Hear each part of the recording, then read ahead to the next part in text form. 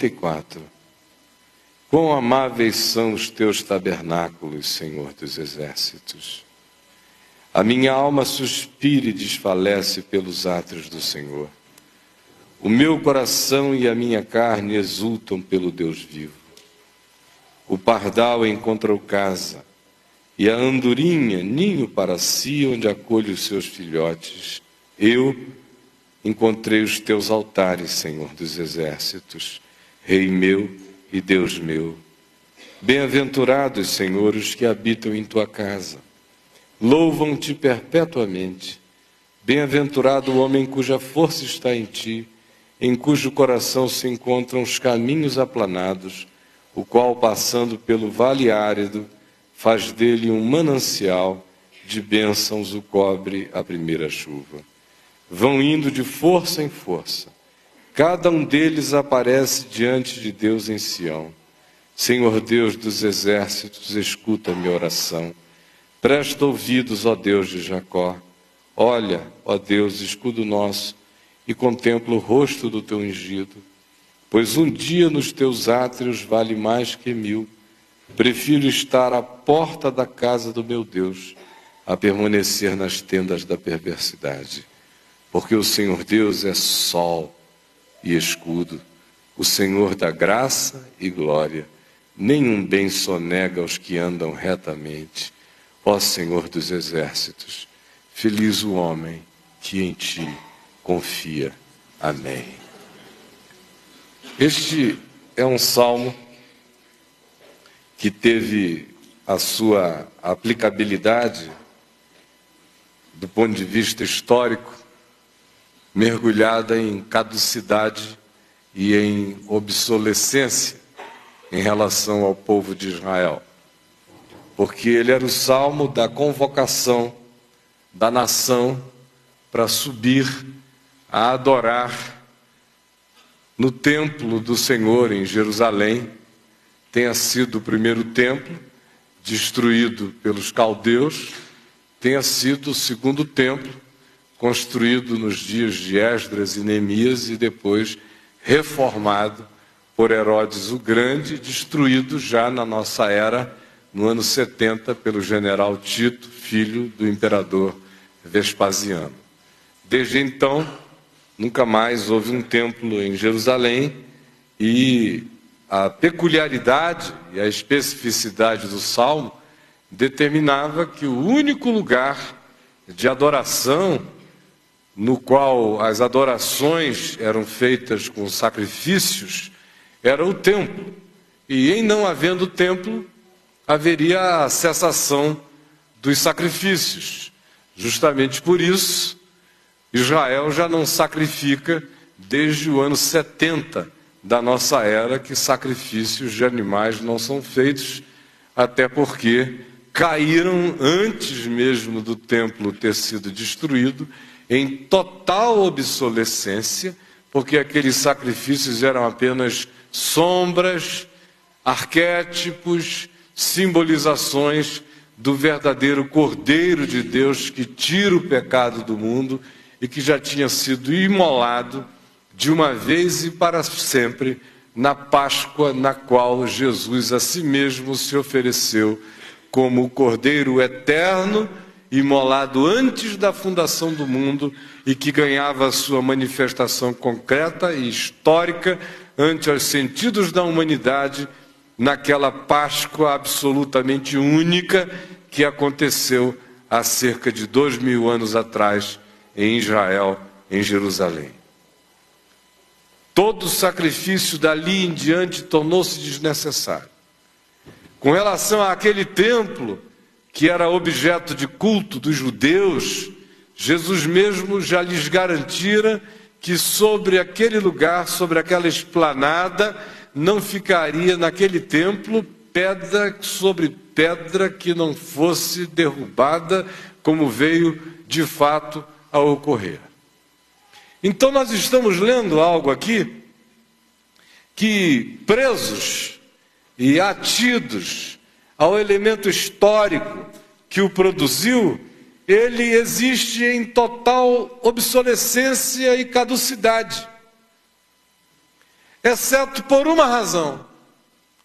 Vocês se recordam que quando Jesus ressuscitou de entre os mortos, ele apareceu durante 40 dias aos seus discípulos, comendo e bebendo com eles e mostrando-lhes tudo que a seu respeito constava na Torá, nos livros da lei de Moisés, nos Salmos e nos profetas.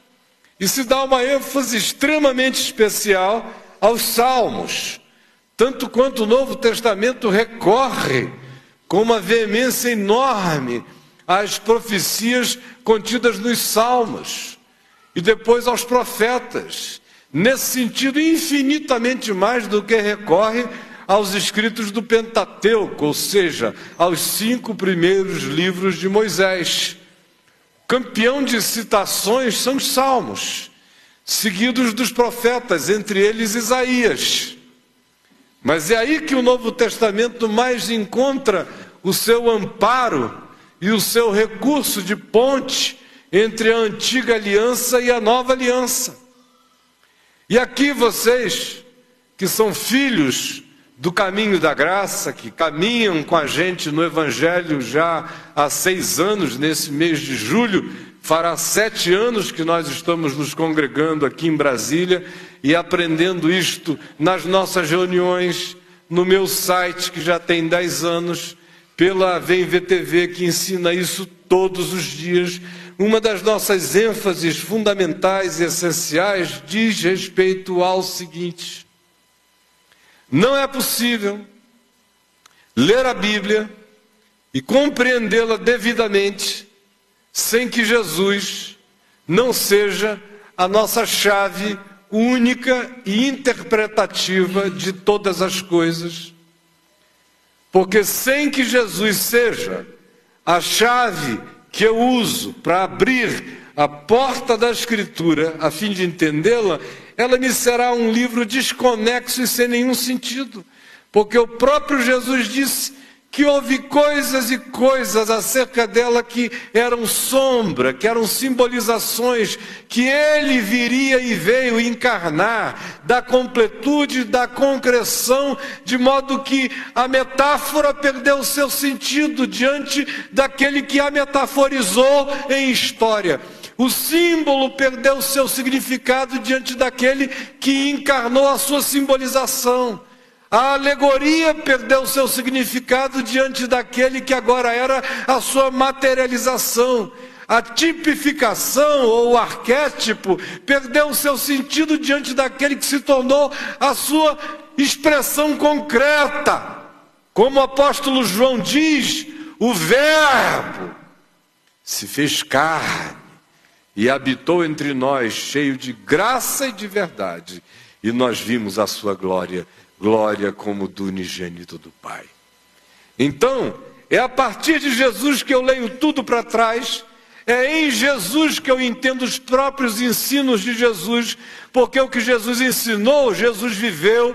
Ele não era esquizofrênico para ensinar uma coisa e viver outra, de modo que se eu quero saber o que é ser humilde de espírito, o que é ser manso, o que é ser pacificador, o que é ser limpo de coração, o que é ter fome e sede de justiça, o que é viver e aprender a ser perseguido, o que é exultar na tribulação, o que é ser sal da terra, o que é ser luz do mundo, o que é não atirar pérolas aos porcos, o que é não julgar para não ser julgado, o que é perdoar sempre, o que é andar no caminho da vida. Eu olho como Jesus andou, eu olho como Jesus tratou a vida. Se eu quiser saber o que é amar ao próximo, eu olho como Jesus tratou os seres humanos nas relações mais diversas e distintas do Evangelho. E se eu quiser saber como é que eu me relaciono com o templo de Jerusalém, eu vejo como Jesus se relacionava com o próprio templo de Jerusalém, e vejo que tipo de importância ele deu a ele ou não deu a ele, se ele deu um significado essencial a ele ou apenas circunstancial. E até mesmo quando eu quero pensar em Deus como o Senhor dos exércitos, que é uma expressão abundante no Velho Testamento e no Salmo que nós lemos, eu tento achá-la na boca de Jesus. E na boca de Jesus eu não a encontro, eu encontro sobre o Pai justo, o Pai santo, o Pai misericordioso, o Pai de amor, O Senhor dos Exércitos, no Velho Testamento, é aquele acerca de quem Paulo diz, sob cujo amor nós estamos, e que hostes celestiais nenhuma podem nos separar de tal amor. Nenhum diabo pode se interpor entre nós e esse amor. O Senhor dos Exércitos virou, na linguagem da consciência dos discípulos de Jesus, esse amor de Deus inseparável que está sobre nós, acerca do qual se diz que nele nós somos mais do que vencedores por meio daquele que nos amou. Isto dito, esse salmo deixa de ser o salmo de quem vai religiosamente, sai de casa para ir ao templo de Jerusalém ou à estação do caminho.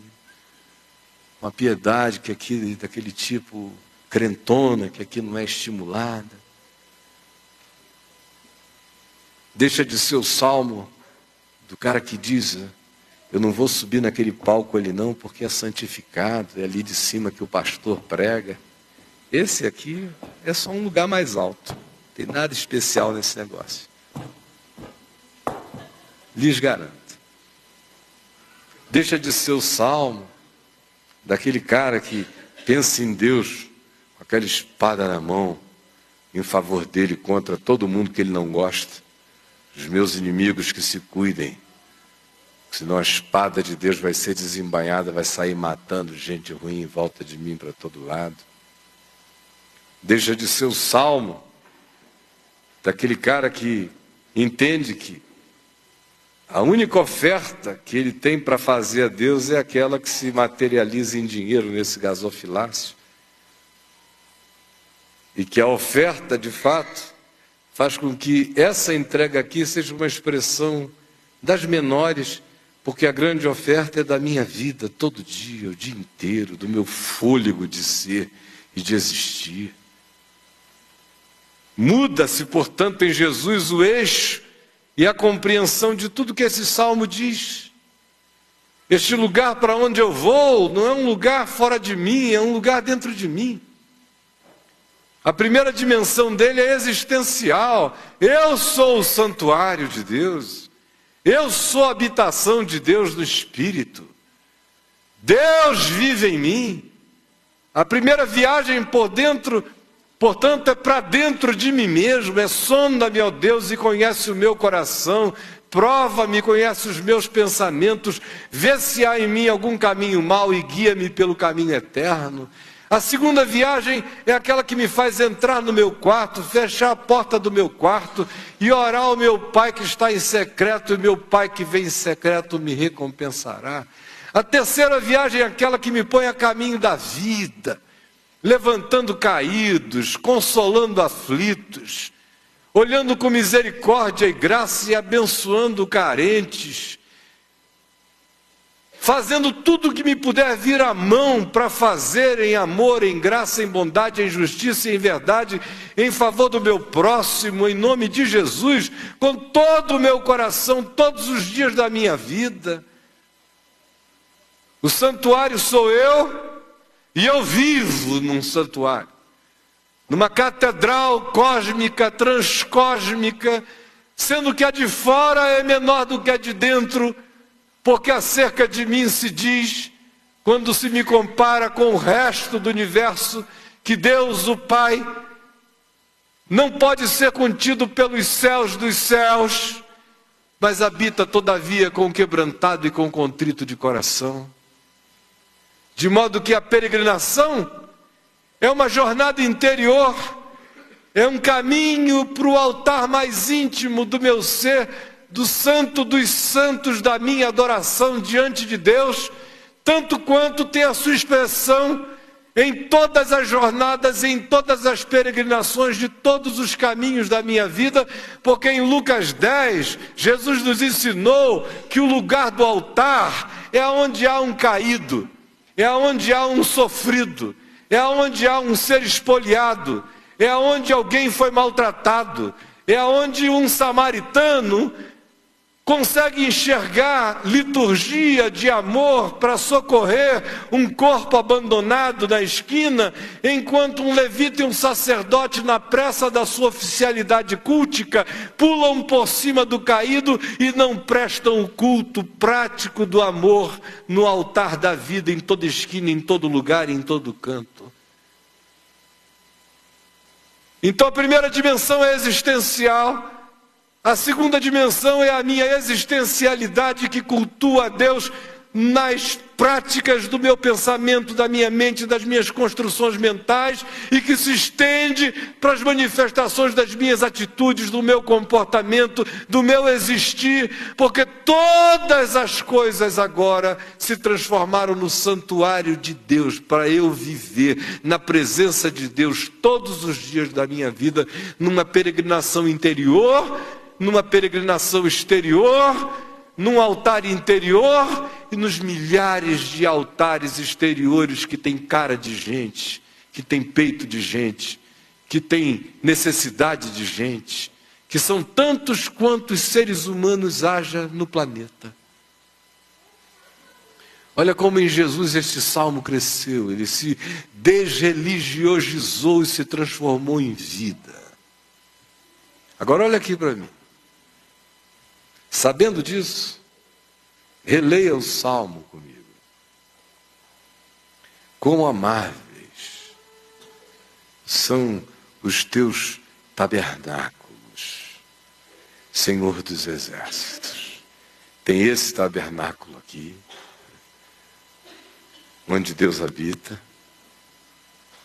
Tem o tabernáculo místico, onde eu habito em Deus.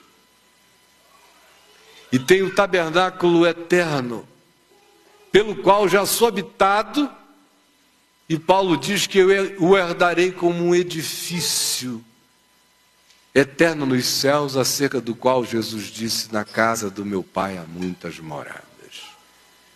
Cada uma dessas camadas, da camada íntima, a camada que me transcende, mas que me cerca, e a camada sublime que me aguarda, todas elas se fundem numa só, porque Jesus disse que o desejo dele era esse: Pai, eu em ti, tu em mim e eles em nós. E é assim que eu vivo e eu habito. Enquanto eu estou no corpo, eu sou santuário de Deus, habitando a presença de Deus, até aquele dia em que eu deixar o corpo e eu entrar no santuário eterno, e continuarei a ser habitado da mesma eternidade que já me habita, porque eu já passei da morte para a vida e a eternidade habita meu coração.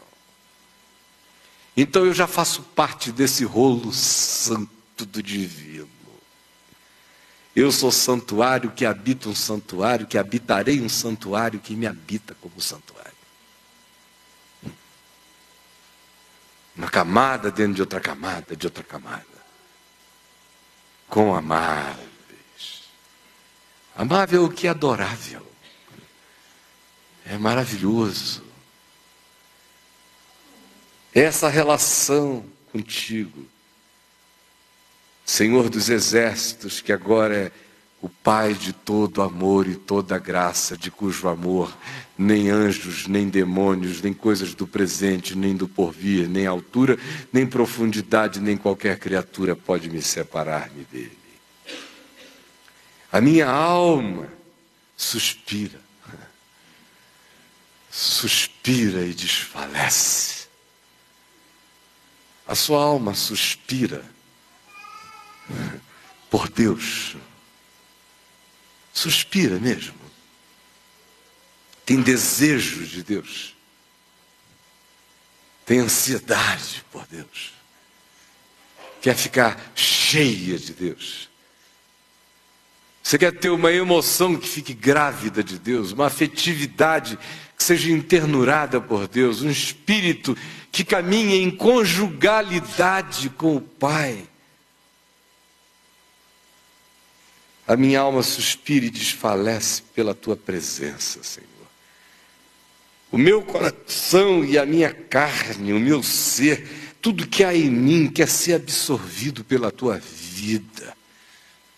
Eu anelo pelo dia em que o meu corpo de morte será absorvido pela imortalidade, que o meu ser corruptível será absorvido pela incorruptibilidade. Eu anelo pelo dia em que a minha relatividade será toda absorvida pelo teu absoluto. Eu anelo pelo dia em que o tempo dará lugar à eternidade em mim, como experiência do mergulho infinito do teu amor e do discernimento daquilo que olhos ainda não viram, que ouvidos nunca ouviram e que nunca subiu ao coração de homem algum, mas que tu tens reservados para aqueles que te amam. O pardal encontrou casa, uma casinha, e a andorinha achou um ninhozinho para si. Eu só quero chocar no teu amor, Senhor. Eu só quero botar todos os meus ovinhos em ti, Jesus. Eu só quero encontrar o teu calor, o teu aconchego. Eu só quero ser criança desmamada no teu peito. Eu quero a tua intimidade. Eu não quero um palácio, eu não quero Taj Mahal, eu não quero nada disso. Eu quero o ninho do ventríloco superior esquerdo do meu Pai que está nos céus. Eu quero habitar o palpitar do teu coração. Eu quero encontrar esse lugar de aconchego em ti. Eu quero que o meu refúgio seja dentro de ti, meu Pai. Como às vezes a gente vê uns passarinhos que escolhem fazer seus ninhos nos lugares mais imponderáveis. Às vezes pertinho da gente, eles vêm e fazem ninhos inconcebíveis. E se sentem numa segurança absoluta. E botam os seus ovinhos e espantam-nos dali se a gente tenta dar até uma olhadinha para dentro. É com esse descaramento de pássaros irracionais que o meu coração quer encontrar em ti o ninho do meu ser, Senhor, no qual eu habitarei sem medo de nada nem de ninguém. O pardal encontrou casa. A andorinha encontrou o ninho para si. Eu encontrei o teu aconchego, o teu colo, o teu calor, Senhor, meu Pai de amor, Rei meu e Deus meu. Bem-aventurados os que habitam a tua casa, que são aqueles que servem de casa para ti, porque Jesus disse: aquele que me ama, o meu Pai o amará, e nós viremos para ele e faremos nele morada. Então aqueles que já têm uma casa em Deus e que habitam o refúgio do Altíssimo são também aqueles que servem de casa para Deus, de modo que o Salmo outra vez mistura todas as dimensões. Bem-aventurados os que habitam em tua casa, porque são aqueles que servem de casa para a tua habitação. São habitados por ti. Louvam-te perpetuamente. Aí tem gente que é tão materialista, é tão religiosa, que pensa que a bênção desse salmo é se mudar para o templo. Como eu me lembro, quando eu era pastor, nos meus primeiros anos de ministério, eu encontrava aqueles irmãozinhos que vinham assim com aquela inveja de pastor. Vocês lembram desse tempo? Vocês não lembram mais desse tempo, não, mas ainda houve um tempo que crente tinha inveja de pastor, uma inveja santa. Porque eles acordavam às 6 horas da manhã, você já estava ali abrindo a porta do templo para a reunião de oração. Aí vinha todo mundo, ajoelhava com você, aí eles saíam correndo para trabalhar. E você ficava ali, eu pelo menos, atendendo gente até meio-dia. Depois eu ia almoçar, voltava de novo para atender gente. Aí vinha aquele povo que dizia: ai, pastor, Deus o abençoe. Mas infelizmente eu não tive esse privilégio de habitar na casa do Senhor. Era esse o negócio. Era na sua rua Silva Ramos 493 que eles queriam... Nada, está perdoado. Que eles queriam morar lá. Já pensaram? Quando na realidade, minha gente, eu sou o santuário, você é o santuário. Aí o cara fica pensando que para ter essa intimidade ele E é estimulado pela igreja. Nós temos cultos às segundas, às terças, às quartas, às quintas, às sextas, aos sábados, aos domingos. E domingo de manhã, à tarde e à noite, 5 vezes por semana. Venha em todos eles, para você louvar, até o ponto de você se tornar aquele garoto inteligente, mas que entrou em pânico, depois de 3 anos de convertido, ainda lá em Manaus, quando eu pastoreava, bem novinho.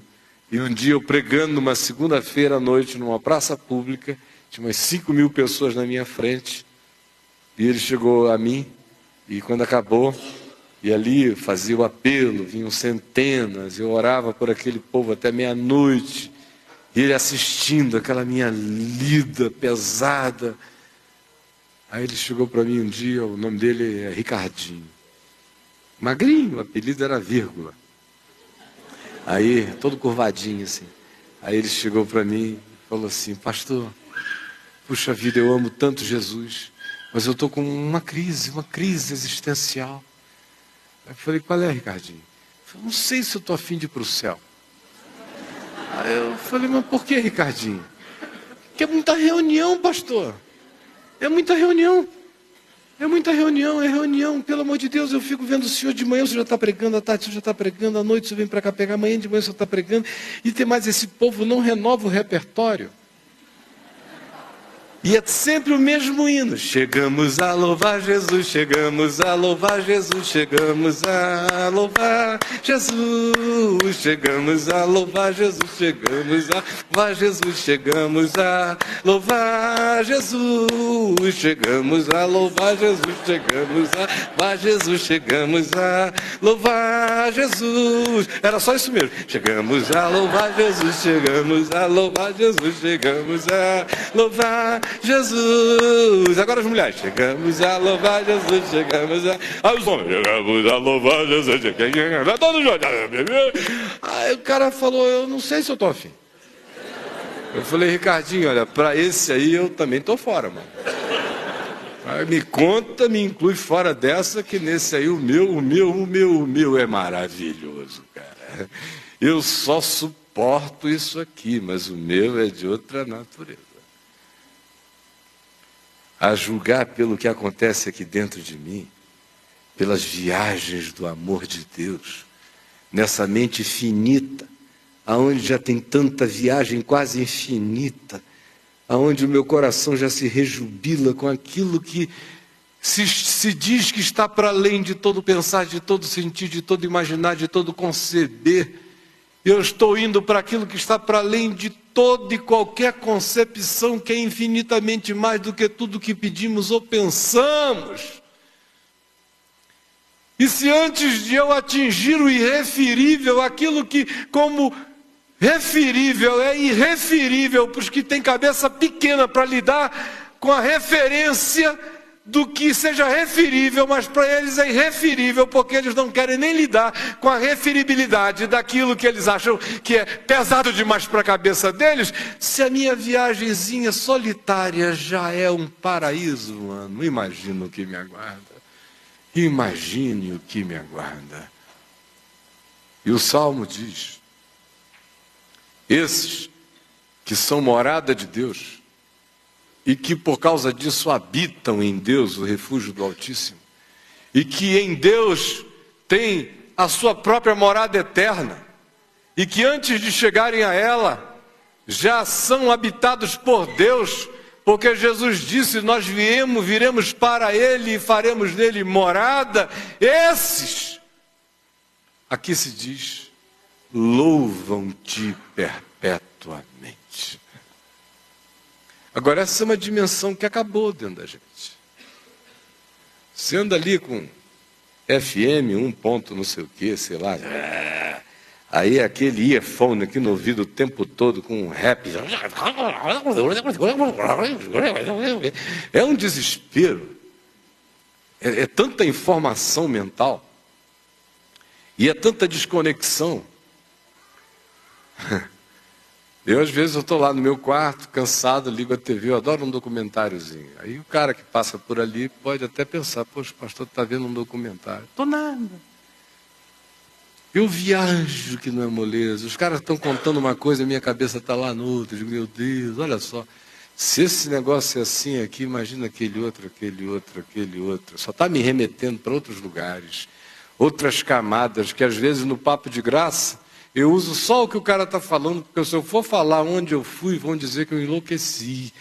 Então eu, para não perder de toda a cabeça, eu fico só aqui mesmo, onde o povo compreende.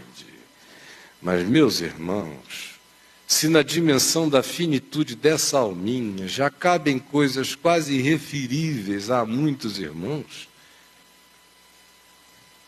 eu fico imaginando a perda de privilégio e a atrofia espiritual que vai tomando conta de nós quando a gente não vive essa alegria de dizer, eu nele, tu em mim, nós no Pai, eu tenho uma morada eterna, já habito no refúgio do Altíssimo, e o Altíssimo em cujo refúgio eu habito e que tem uma morada para mim, ele próprio me habita. Esses louvam-te perpetuamente. Agora, isso demanda uma atitude mental, isso demanda gratidão em todas as coisas. Isso demanda a gente deixando de lado a implicância, a mesquinharia, o minimalismo, a chatice, o embirramento com um negócio que não quer abrir. Desgraçado, quer abrir, desgraçado, não quer abrir, é desgraçado, não quer abrir. Mas não dá, né? Não quer abrir. Pelo amor de Deus, o que eu posso fazer? Tem um tempo para eu tentar fazer isso aqui abrir, mas ele não tem o meu tempo inteiro. Eu não tenho esse tempo para te dar. Não tenho. Eu tentei, eu juro que tentei. Mas eu não tenho esse tempo, nem essa raiva, nem essa emoção. Sinceramente, não tenho. Nem para você, gasofilácio, nem para você, meu irmão, nem para um bocado de coisa. Eu tenho meu limite. E se não quis rodar, não quis rodar. Eu estou indo adiante, mas o meu negócio é não ficar travado. Tem tanto mais para azeitar meu ser e o seu também. Para nossa mente não entrar numa rodinha de hamster, de prisões que a gente nem vai notando, que vão se tornando num capricho matador de louvor, de gratidão. Que vai tirando o cântico novo, que vai tirando a poesia, que vai tirando a canção, que vai tirando com todo o seu desafinamento a vontade genuína de cantar para dentro e de louvar com pensamento. Uma das coisas que mais me encantavam no meu pai é que às vezes eu olhava e eu ouvia assim com o olhar perdido. E eu dizia, aí papai, o que é? Ele dizia, meu filho, eu estou contemplando uma antevisão da glória do Senhor. Não é à toa que o coração dele se dilatou tanto. Porque isso é um exercício mental, espiritual, que viaja de pequenas coisas, de sementes que se abrem, de flores que a gente vê, de cheiros que a gente nota, de sorrisos que a gente percebe, de gente que a gente ama, a cores, a pores de sol, a nascer de sol, a tons do dia, a sons, a generosidades, até as tristezas e dores. Nos engravidam de amores e nos enternecem de louvores. Louvam-te perpetuamente. Quando eu moro na morada que mora em mim, isso tudo se estabelece. Bem-aventurado o homem, esse homem que se torna esse ser assim, penetrado, interpenetrado, transdimensionalizado em Deus. Bem-aventurado é esse ser cuja força está em Deus e em cujo coração se encontram os caminhos planos, simples, descomplicados, desgananciosos. Por quê? Porque ainda que ele passe pelo vale árido, e ele passará por vários, por desertos, por territórios secos, ermos. Aqui se diz que esse ente feliz, que habita no Deus que o habita, que se refugia no Deus que nele se agasalha, que tem em Deus o seu ninho, o mesmo Deus que nele se aninha. Esse é o ser feliz, que louva a Deus perpetuamente. Ele é um bem-aventurado como ser humano, porque a força dele está em Deus. Não está no dinheiro que ele possa ter, não está no seu nome, na sua honra, na sua reputação, nem na sua saúde, nem nos seus músculos, nem na sua estética, nem na sua beleza, nem no reconhecimento público que ele possa ter. A sua força está em Deus. É nessa fusão, é nessa conjugalidade doida, é nessa transmutação, é nessa interpenetração de finito e infinito, divino e humano, é nessa simbiose, é nesse casamento que está o ser dele, e é daí que vem a força dele. E aí nesse ser,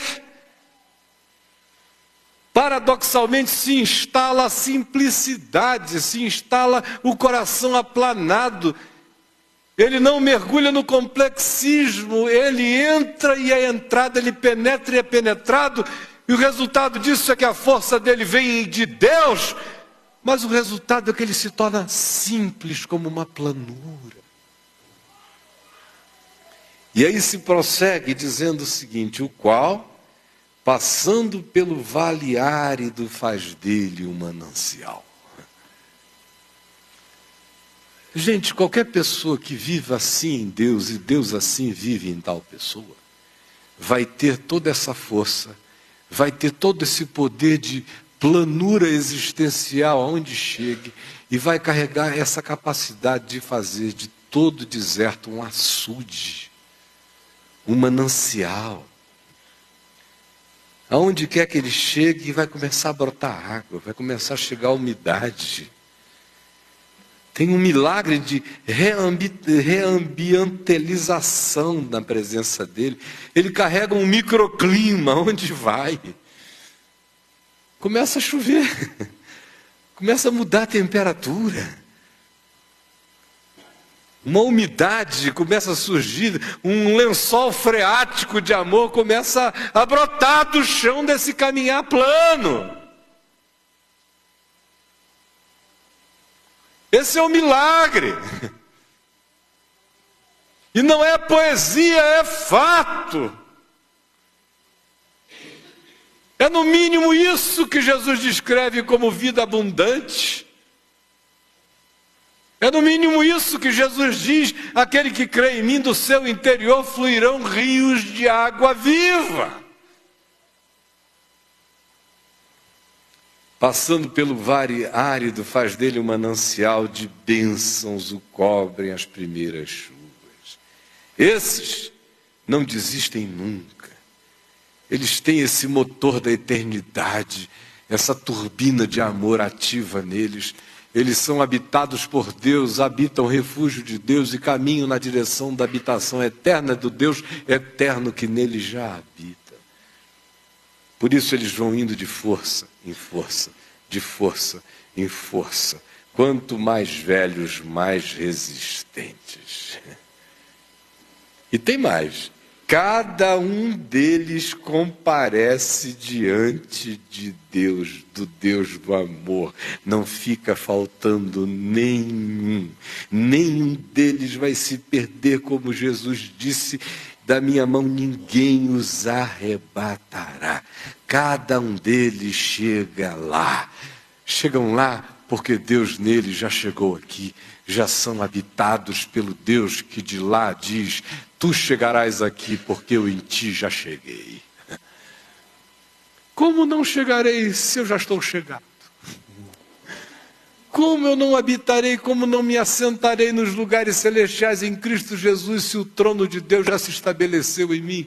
Como eu não entrarei no refúgio, se paradoxalmente Deus fez sua morada em mim? Cada um deles se apresenta diante de Deus, eles vão indo de força em força, e a alegria do Senhor é a força deles. Ó Senhor dos exércitos, ó Deus do amor vitorioso da minha vida, escuta a minha oração. Presta ouvidos, ó Deus dos ambíguos, ó Deus dos pecadores, ó Deus que és amigo de pecadores, ó Deus de gente como Jacó. Olha, ó Deus, escudo nosso, e contempla o rosto do teu ungido. Contempla o rosto do teu ungido. Contempla o meu rosto, Senhor, porque eu sou o teu ungido. A tua vara e o teu cajado me consolam. O Espírito Santo está sobre mim. Eu sou um dos teus ungidos, e todos os que são habitados por ti são dos teus ungidos. Em Jesus eu tenho toda a justiça, toda a santificação, toda a graça e toda a unção de Deus sobre a minha vida. Ó Senhor Deus, escudo nosso, contempla o rosto do teu filho, do teu ungido. Pois um dia mergulhado nesta consciência vale mais do que um milênio de existência. Um dia de consciência disso instalado em mim vale mais do que uma imortalidade draconiana. Eu prefiro um segundo dessa consciência do que uma imortalidade de zumbi. Prefiro estar, Senhor, às vezes no limiar dessa consciência do que habitar os palácios gloriosos das riquezas, das perversidades e das prosperidades da maldade. Como disse a mulher cirofenícia, eu prefiro comer das migalhas que caem da tua mesa, elas alimentam ainda o mundo inteiro. Eu fico, Senhor, com o que sobrar disso, mas eu não quero nada com os Taj Mahal da perversidade. Tu me bastas, a tua graça é melhor do que a vida. Por isso os meus lábios te louvam e a ti eu bendirei. Ah, louvado seja o teu nome. Porque o Senhor Deus é sol. O Senhor Deus é sol. O Senhor Deus é sol. É que você passa o dia no apartamento, já perdeu até o significado do sol para você. Com luz de fluorescente. Ah, meu irmão, você perdeu até o sentido do sol. O Senhor Deus é sol. Deixa ele apagar. Se ele fechasse o disjuntor 6 meses, você ia saber o significado do sol outra vez. O Senhor Deus é sol. É sol, é vida que abre todas as minhas sementes, que ilumina meu dia, que bota até a química orgânica do meu corpo para funcionar. O Senhor Deus é sol. E paradoxalmente é escudo. Na mesma medida em que Ele é a luz essencial que me energiza, Ele é o escudo da minha sombra e da minha proteção. É o paradoxo essencial da minha vida, é meu sol e é meu escudo. Louvado seja o seu nome. O Senhor dá graça, graça. O Senhor comete essa injustiça da graça. A graça é favor imerecido. Eu não trabalhei e Ele me deu e Ele me pagou como se eu tivesse feito alguma coisa. É pura injustiça justificada pela justiça que Cristo realizou por mim e na qual eu creio e que me foi atribuída e imputada. O Senhor Deus dá graça e, não satisfeito, ainda me dá glória. E nenhum bem sonega aos que andam retamente, porque quem recebe graça e glória, esse deseja andar no caminho plano, no caminho reto. Esse que habita em Deus, é habitado por Deus e caminha na direção da habitação de Deus, não sabe outra vida senão a vida plana, senão a vida reta. esse que faz seu ninho no recôndito de Deus, não quer outra vida senão essa em quem a graça não é nunca um abuso e a glória é sempre graça. E o Senhor a esses não só nega nenhum bem.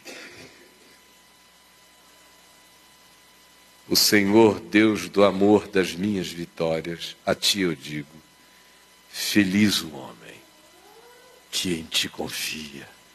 Feliz o homem que em ti confia. A ti, Senhor Deus do amor de todas as minhas vitórias, eu digo, feliz o homem que em ti confia. Feliz o homem que em ti confia. Repita comigo. A ti, Senhor Deus, de todos os amores das minhas vitórias, a ti eu digo, feliz o homem que em ti confia. Feliz o homem que em ti confia. Feliz o homem que em ti confia. Aleluia. Vamos ficar em pé.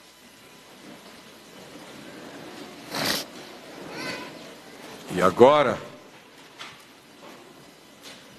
vamos ler este salmo em voz alta, porque agora ele ganhou um outro significado para nós.